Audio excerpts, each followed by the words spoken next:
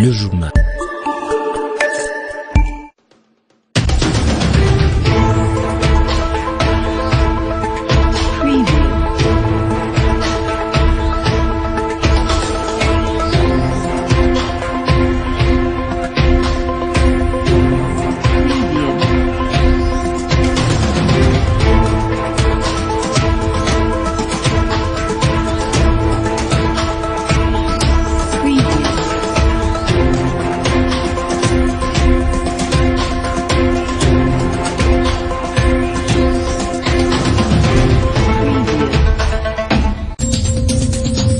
Le dimanche de Pâques, c'est ce 21 avril 2019. Dans plusieurs églises de Kolwezi, les thèmes ont été basés sur la résurrection de Jésus-Christ. Cap sur l'église catholique.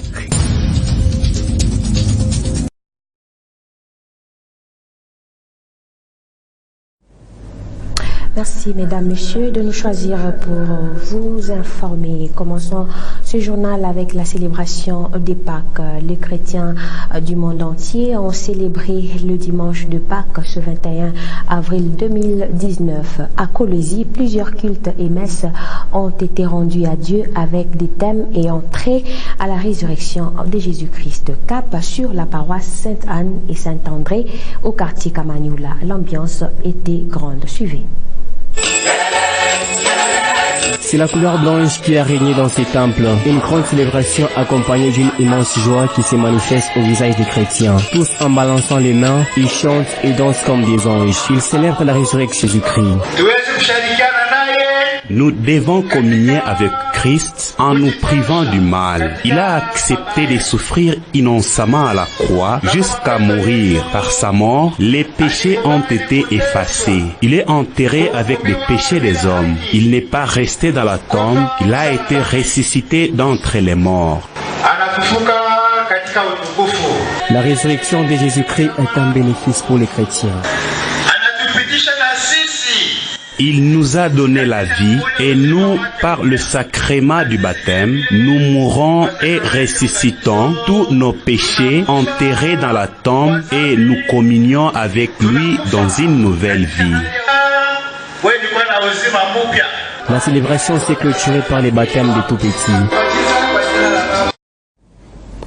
Et puis l'avenue Kilachi en commune Manika est en même temps un passage, un arrêt de bus et un marché. Tout le monde veut y passer et acheter. Les trafics s'accroissent du jour au jour. Cependant, cette route est impraticable. Les activités s'exercent avec tant de difficultés. Les habitants de ce coin lancent un cri d'alarme aux autorités pour la réhabilitation de celle-ci. Regardez. Tout le monde est pressé. Les uns veulent acheter les habits au plus vite. D'autres veulent à tout prix vendre leurs marchandises. L'état de cette route n'est pas appréciable. La boue en cette période empêche certains trafics. Les usagers et vendeurs n'ont pas gardé leur langue en poche face à cette problématique. Vous voyez de vos propres yeux, cette route est impraticable et en plus de cela, il y a un marché. Les vendeurs payent 100 000 francs pour pouvoir obtenir une place.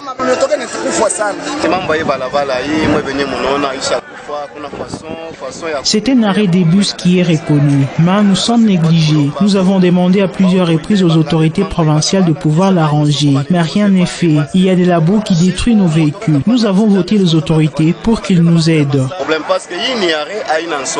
Une solution palliative sera la bienvenue pour cette population qui souffre.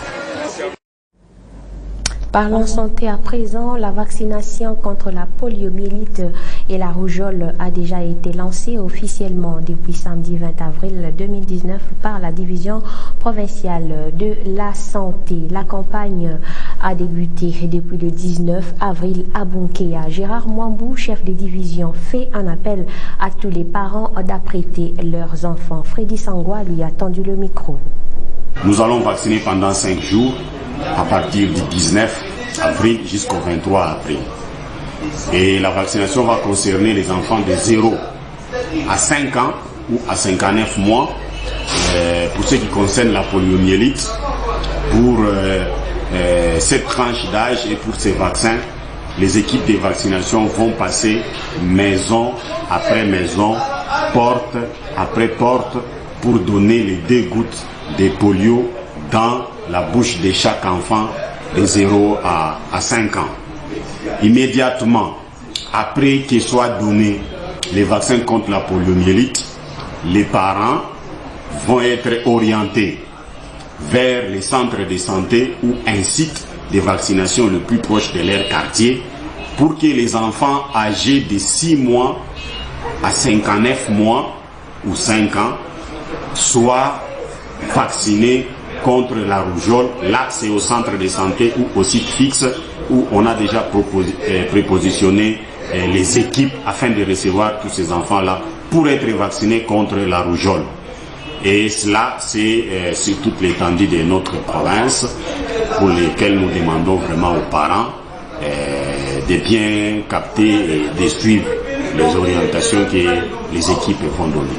Et Bunkeya est pratiquement en périphérie de notre province, et Bunkeya fait immédiatement frontière avec les Hauts-Katanga. Comme vous le savez, il y a eu des cas de VDPV, donc des poliomyélites qui ont été découverts dans les Hauts-Katanga. D'abord c'était à Likasi et puis à Mitwaba. Et on a souhaité que cette zone de santé soit sensibilisée et que ce soit pour nous un point de départ pour le lancement de la campagne, afin qu'on ait le maximum d'enfants qui soient vaccinés et protégés contre les risques de poliomyélite dans cette partie de notre province. D'une manière brève, 15 corps des victimes du naufrage qui a eu lieu la semaine dernière sur le lac Kivu à Kalehe ont été repêchés des eaux ce samedi 20 avril par la marine rwandaise. Le maire de la ville de Goma, Mouissa Nkese, affirme que parmi les cadavres, il y a 13 femmes, dont une enceinte, un homme et un enfant. Ces corps, déjà en une grave décomposition, arrivés à Goma, ont été conduits au cimetière de Gabiro pour l'inhumation. Selon les sources navales de la RDC, les passagers étaient au nombre de 150 lors de l'embarcation. Après le naufrage, il y a eu 33 rescapés et 23 corps qui ont été repêchés depuis lundi, et d'autres recherches se poursuivent pour retrouver d'autres victimes. Parlant toujours de Goma, qui est l'une des villes de la RDC située à l'est du pays, où ont été conduits les cadavres repêchés du naufrage dans le lac Kivu. Nous vous proposons de suivre la découverte de cette ville.